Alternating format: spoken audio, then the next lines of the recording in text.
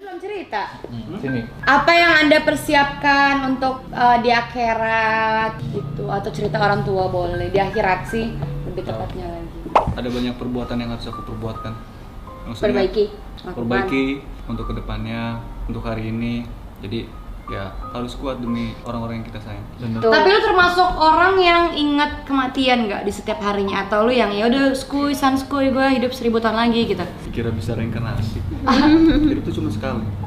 Jadi Ya kalau kita sadari ya nikmatin aja momen tiap detik kita. Udah. Kalian pernah nggak sih sempet yang mau tidur tapi takut? takut nggak bangun lagi. Iya. Iya. Kalau Soalnya aku nggak, mikirnya bukan tentang kematiannya. Ada hal-hal yang belum aku selesaikan. Iya, tapi aku kalau tidur nih bukan takut nggak bangun lagi. Kalau aku tuh takut matinya ketika di perjalanan justru. Ketakutan paling tertinggi tuh di situ. Jadi ketika di perjalanan aku selalu mikir, gue udah sholat belum ya, gue tidak baca doa belum ya, gue udah ini belum ya. Selalu di perjalanan. Karena kita nggak tahu di perjalanan kita kenapa. Tapi kalau tidur, tapi kalau ada yang belum diselesain pasti aku nggak bisa tidur sama. Ada yang belum cerita. Apa? No, ini belakang kamera. Ya benar. Sini. Kalau Andri cerita nangis. Pegangin kameranya dong, pegangin dong kameranya dong. You have to sit here. Apa yang mau diceritakan tentang keluarga kan, atau persiapan kematian atau apa dulu? Andre ini agamanya bagus banget loh. Dia ibadahnya lancar sampai Boki bilang gini, "Adek, itu si Andre baik banget ya kayaknya. Kok Boki tahu ya, kelihatan dari auranya. Auranya dia kelihatan gitu." Jadi emang anaknya sopan. Silakan Bang Andre. Ya, jadi kalau aku dengar dari teman-teman ini, saudara-saudaraku ini, memang pastinya kita harus mempersiapkan atau mungkin sudah memikirkan kalau kita sudah tiada nanti gitu. Cuman sekarang aku mendengarkan mereka mungkin dari Dery atau Bang Aries juga yang mungkin orang tuanya cuma tinggal satu, terus juga bahkan ada di luar sana juga yang mungkin sama seperti aku juga yang udah nggak ada orang tua dua-duanya. Kata mereka semua ini benar. Jadi kita harus selalu mendoakan orang sekeliling kita juga. Pokoknya jangan berhentilah gitu untuk mendoakan semuanya sehat selalu, itu yang paling utama. Karena kalau kita banyak uang tapi kita sakit, uang kita akan habis untuk sakit.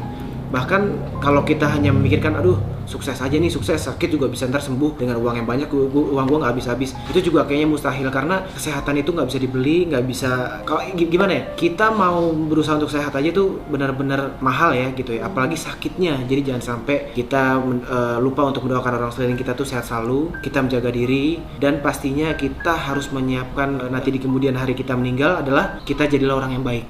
Itu yang paling penting. Walaupun kita ditipu, kita dijahatin, kita dizolimi sekalipun atau diperlakukan tidak adil, itu biar Tuhan yang balas. Jadi pada saat kita diperlakukan tidak baik, kita harus melakukan atau membalasnya dengan kebaikan. Jadi jangan jahat, gue jahatin balik nih orang. Jadi jangan seperti itu. Kalaupun kita tidak ada uang, aku nggak habis pikir sama orang yang mungkin ada yang berkecukupan bahkan sampai berlebih, tapi mungkin agak kurang memberi kayak gitu.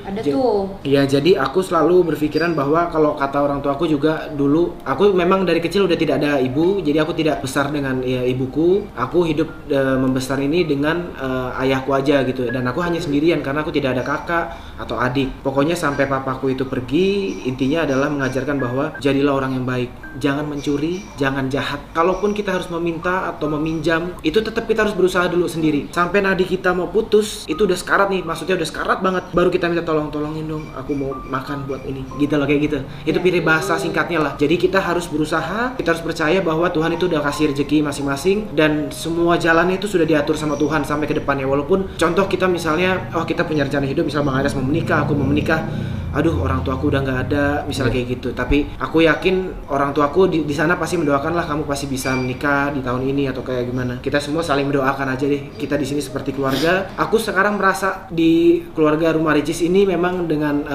Ria Ricis dan semuanya yang ada di sini, tim Ricis itu udah kayak seperti ya keluarga aku lah kayak gitu. Jadi aku di sini bukan hanya sekedar kerja, tapi di sini aku seperti teman juga. Dan di sini mungkin aku juga suatu saat aku pernah curhat juga sama Ella, sama Bang Arya, sama semuanya di sini. Jadi kayak yaudah gitu, di sini aku kayak diterima dengan baik. Aku juga merasa kayak aku harus jadi juga pribadi yang lebih baik lagi, karena di sini pun aku banyak kurangnya. Jadi kalau aku melakukan kesalahan itu pasti aku benar-benar sedih banget gitu, dan aku nggak enak banget. Jadi ya itulah, kita yakin kedepannya sudah diatur sama semuanya. Jadi apapun kesalahan kita, keburukan kita pasti ada maksudnya lah gitu, mungkin buat jadi pelajaran atau menjadi sesuatu yang lebih baik kayak gitu. Emang cerita apaan sih Andre yang bikin Ella sedih? Enggak, yang waktu itu Andre cerita, Andre itu dari kecil, dari lahir belum tahu wajah mamanya Awalnya kayak gimana? Iya, barusan tadi kan aku bilang memang dari kecil aku belum, maksudnya aku besar tuh nggak ada ibu. Tapi yang lebih sedihnya lagi itu adalah yang barusan Ella bilang. Aku pernah cerita sama Ella, masa iya sih Dre katanya kok belum, Iya, maksudnya meninggal atau apa. sedih. Nah, aku juga belum tahu karena kalau dari keluarga aku atau saudaraku bilang memang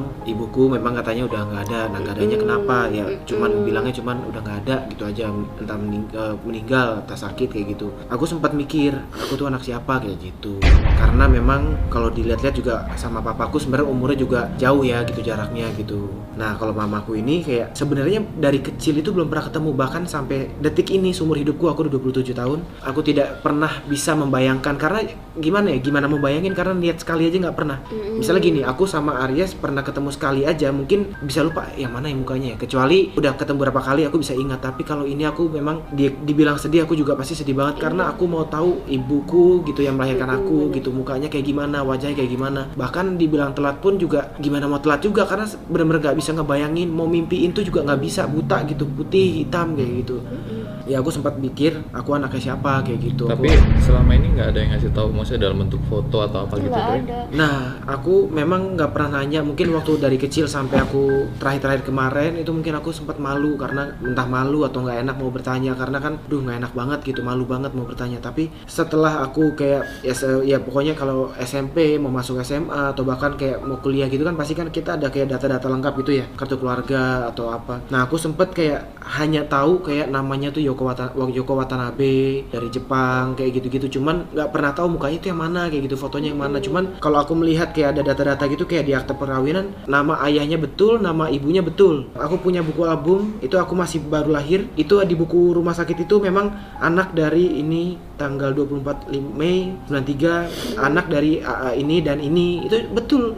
Jadi semuanya tuh namanya hanya itu dan itu, mau dari kakak, mau dari apa, bukan kakak maksudnya dari akte perkawinan, mau dari akte lahir, semuanya namanya Akram dan Yoko Watanabe itu. Jadi ya aku sedih gitu, maksudnya nggak pernah lihat mukanya, hanya tahu nama. Bahkan aku pernah pas papa meninggal kemarin tahun 2016, pas lagi mau bikin buku-buku atau mungkin lagi mau rapi-rapikan data-data segala macam, aku menemukan lagi satu persatu itu sama. Bahkan aku menemukan satu map isinya dokumen Yoko Watanabe. Nah itu beneran. Tapi ada fotonya nggak? Ada, tapi kayak samar lah gitu. Nah paling foto foto paspor ya kayak gitu kan, foto paspor dia lahir nggak jauh sama papa gitu tahun lahirnya. Jadi memang aku sedihnya hanya di situ karena biar bagaimanapun ayah juga kita sayang, Iya. ibu yang melahirkan kita juga kita pengen tahu. Bahkan kalaupun masih ada kita pengen bahagiain seorang ibu, walaupun dua-duanya kita harus bahagiain, tapi ibu tuh rasanya akan lebih dan lebih karena dia yang melahirkan, taruhannya hidup dan mati. Bahkan di sesar pun praktis itu tidak lama sembuhnya, dan bahkan biayanya udah pasti yang instan itu akan lebih mahal kayak gitu. Ayah kan memang kemarin sampai dia pergi di rumah sakit di Omni Alam Sutra, sampai dia pergi itu aku yang jagain sampai dikremasi. Jadi pada saat lagi dimasukkan ke tempat pembakaran itu aku jujur dari berdiri itu sampai nggak kuat, sampai aku berlutut, sampai aku benar-benar nungguin sampai proses pemanasannya jadi abu itu benar-benar. Dan aku paling sedih itu melihat abunya sudah semua jadi abu, tapi masih ada satu karena dulu papa pernah jatuh kepleset. Itu pas kepleset itu ada pen ya, ada besi. Itu yang sisa cuma itu doang. Jadi semuanya sudah jadi abu. Karena emang nggak lebur ya kalau besi itu nggak akan lebur, susah gitu. Jadi memang sisanya cuma besi. Sampai singkat kata aku bawa kita keluarga itu ke Ancol karena kan akan dibuang ke laut ya.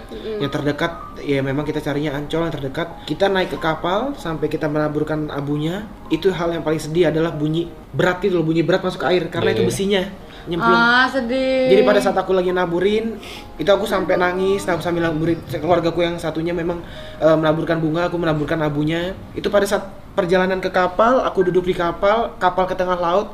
Itu air mataku nggak berhenti karena memang itu dia gitu. Jadi sudah di dalam satu poci gitu. Ya udah memang sambil poci ditaburkan. Itu air mataku nggak berhenti, aku taburkan, aku pegang abunya. Padahal orang katanya udah nggak usah ditaburin aja, nggak usah dipegang. Cuman aku mau pegang tabu itu karena itu abu ayahku kan. Aku taburin segala macam sampai akhirnya di terakhir itu yang paling terakhir adalah yang paling berat. Itu besi yang bekas dia kepleset dan patah tulangnya itu bunyi terakhir kali, bluk gitu kayak bunyi besi masuk ke air. Kalian bisa bayangin besi masuk ke air itu yang paling. Aku udah hampir kulepas pocinya itu, udah hampir kulepas tapi nggak boleh. Ya udah aku langsung kayak gitu. Sedih. Itu untuk ceritaku, untuk ayahku. Tapi kalau untuk ibuku, katanya sudah meninggal. Dan kalau dilihat sudah masih ada atau tidak, kalau dilihat dari umurnya, sepertinya sudah tua sekali kalau masih hidup. Tapi kalau memang ibuku masih ada, atau memang ada ibuku yang sebenarnya, ya aku nggak tahu kenapa hati itu merasa kayak, ya masih ada. Bakti anak itu nggak cuma ada di dunia, tapi sampai orang tua kita nggak ada tuh kita harus tetap doain gitu. Karena apalagi kita cowok, kalau di agama kita cowok yang paling diterima itu anak cowok Yun, maksudnya yang langsung nyampe doanya gitu. Jadi tetap habis sholat selalu doain orang tua kalian yang udah nggak ada gitu. Yang penting selama masih hidup di dunia terus bermanfaat bagi lingkungan kita, karena sebaik-baiknya manusia adalah manusia yang bermanfaat bagi lingkungan. Betul. Alhamdulillah. Ya terima kasih semua udah cerita ya semuanya. Tapi kalau mau lebih lengkap ada di next loh. Iya. Siapa tahu kisah mereka ada di buku next yang lebih lengkap lagi.